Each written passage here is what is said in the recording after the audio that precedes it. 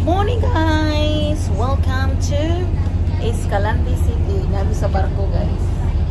So, padong ni o Cebu. Manguli na mi Cebu. The same time, kami lang yan pong duha. Forever and ever and ever. Uli na mi guys. So, may ngoday ko congratulations sa mga bagong kasal. Si Noy Noy o si Cham Cham. New couple of the year 2024. So, muli na mi guys. Nabi karon sa barko. Among sakyanan hapit masta kay kuan man guys kanang ubo man ang dagat hunas. So, galisod mi og galisod niya. Di sila modawat og mga auto, mga dagko ra nga sakyanan ilang ipangdawat. So, mauto si Papa Dods. Ang idea ni Papa Dods is nagkuan lang siya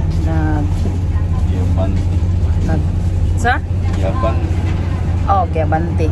Wala siya giatras kay kung mag-atras siya dad guys is kuan kanang maglisod siya.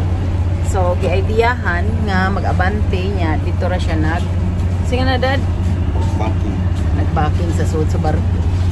Kaya at the moment kami pa may pasahero, wala pa yung karong nangapot ng series nga pasahero kay dagang kay pasahero. So anyway, manood lang niya may niya sa taod-taod. So see you sa Cebu later. 2 days na lang ni dire guys. 2 night and 2 days. 2 night and 3 days.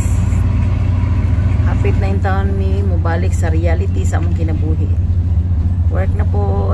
Then after 1 year basi mga tumig Santorini, Italy. Mag-holiday mi for 1 week. Okay, birthday ni Papa Dudes. Wala lang, share lang na ako. Hindi pa mo ana. Makamaritis mo sa mong life. Char.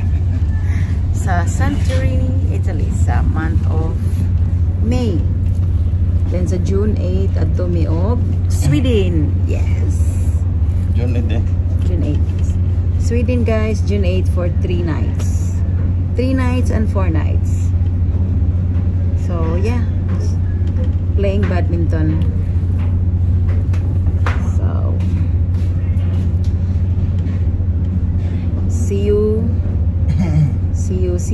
later Cebu. So wala masulti guys no kay ang akong utok wa pa na refresh honestly. It's early in the morning. Nagmatami. It's 2:45. Then afterward nag-coffee me. Nanggikan mi sa balay. It's around 4 o'clock. Nearly exactly 4 o'clock. Then after that, paghuman, naabot mi dire. Natungtong mi sa barko is 6:07. Actually, wala pa 6 o'clock.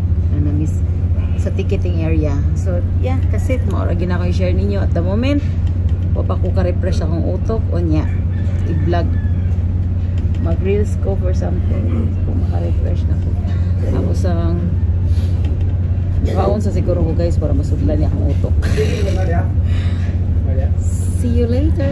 Love you guys. Happy 2024 again. Bye.